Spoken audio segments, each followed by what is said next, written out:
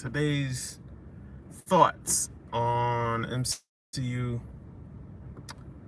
Um, so yesterday I saw a report that Sony Pictures is now willing to use or let Marvel Studios use more or share more of the Spider-Man IP slash characters. This is interesting to me on a few different levels, and I'll explain why.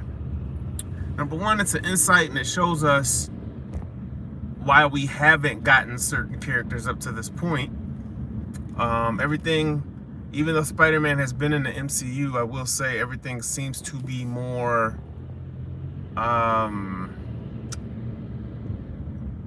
like his movie. Like there are always like rumors like, oh, Mysterio's gonna show up or such and such gonna show up in this other Marvel project. And I think a lot of people get confused because they think that Spider-Man is in the MCU. They just start thinking automatically that he's going to show up or his characters can show up in anything that Marvel does, and that's just not the case. It is still Sony, and that kind of explains the weirdness of the Sony movies trying to incorporate basically what it was is Sony was trying to make their films part of the MCU. And when they first started out, and even with No Way Home, like with Tom Hardy appearing in No Way Home, that puts him in a Marvel Studios movie to try to say his universe is part of the MCU, when I think if they would have just listened to Marvel Studios from the start, this could have been a lot smoother of a ride. Like Venom and Tom Hardy's Venom specifically, and Morbius and all the characters that they've done where they've tried to cross over with MCU adjacent stuff through Spider-Man, it's all Sony should have done, instead of trying to force, the Vulture scene in Morbius and the Venom scene and No Way Home, and just they're trying to link it and make you think that they're always trying to get one over on the audience.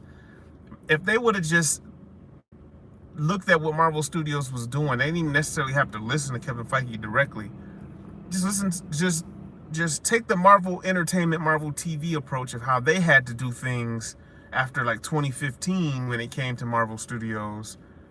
Just be adjacent and understand that they're doing the multiverse saga right now, which makes everything that is Marvel, it makes it all canon through the multiverse.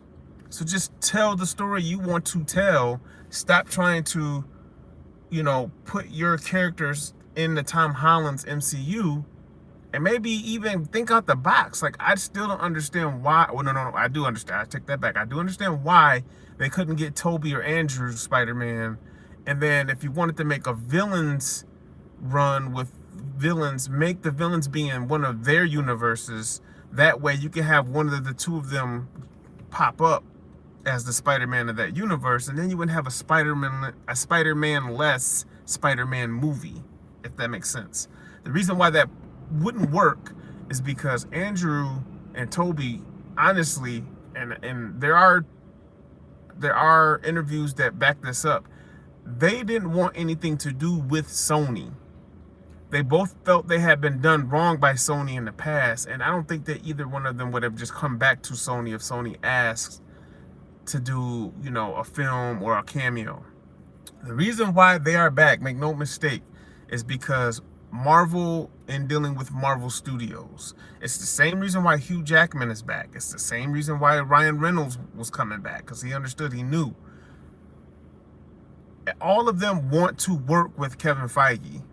And that's the reason why we're getting reports of Tobey Maguire popping back up in Doomsday, potentially Secret Wars, and him specifically and Hugh Jackman will be co-leads of Secret Wars. Like, the whole reason why we're going back down that rabbit hole is because these actors want to be a part of the Marvel universe. They just didn't want to be part of the Sony universe. And it's the same reason why the young lady from Madam Web Like if you listen to her reviews about her experience in doing Madam Web, I don't know if they were intentionally lied to or if they were just getting bad information, but they all thought that they were in the MCU. They didn't understand or know the difference, which is partly their fault. But the other thing is, like, if you listen to what the Sony execs were telling her, it sounds like they pitched it that way to her to get her to do the movie. So this is a long time coming. This is good news in my opinion, because everything Spider-Man should be integrated into the MCU. And then I don't know how that would work as far as with Sony, because I kind of feel like what they're going to do is they're going to let Marvel Studios set up all these villains in Brand New Day, as you can see what's happening. And then they're going to want to try to go back to say, all right, well, let's do a Scorpion movie, or let's do a Tombstone movie or whatnot. And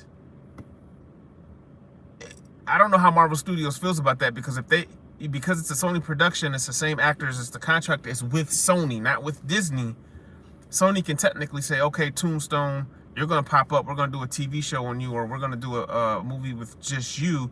Everybody will recognize you and know you that you're in the MCU, kind of like with Mysterio, when the rumors were going around about the Mysterio project. Everybody will look at that and say, okay, this is in the MCU, so whatever story Sony decides to tell, they'll think it's MCU related. And if they do something like that, I only hope that they let Marvel Studios have the creative input to do these spin-offs. I think that would be my only request. If they let Marvel Studios handle the Spider-Man characters and Sony just produces them and distributes, I think that would be fine.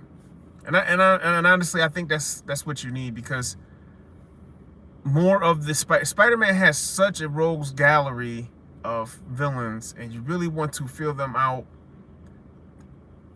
I mean, there's Marvel characters who don't have those villains, and it would be helpful if some of those villains could tie in to a Daredevil, or to a Hawkeye, or to a White Tiger, or Jessica Jones. Like, because they're all in New York, they don't have to be the main villain of the season, but just to have a Tombstone pop up on Luke Cage or something would do wonders for universe building. And it's like they try to do that kind of stuff with, like, Department of Damage Control. They try to do that kind of stuff with those kind of characters. And for the most part, I mean, it works. You know, it helped to have some more consistency. Like, it seems like now they kind of found their guy that they want to be the face of Damage Control. But those kind of things is what really builds the universe. So then that way, when they do pop up in a Spider-Man, you have history with the character, you have stakes, you kind of understand and know who he is, and you don't have to explain that in the movie. You can just hit the ground running and go. And that's kind of what I wish they would have done prior with a lot of the street level stuff that they have been doing. But better late than never. Hopefully they can come to an agreement, or they do come to an agreement, and they can pull that off and really really make that happen. So I mean, that's kind of my thoughts on it.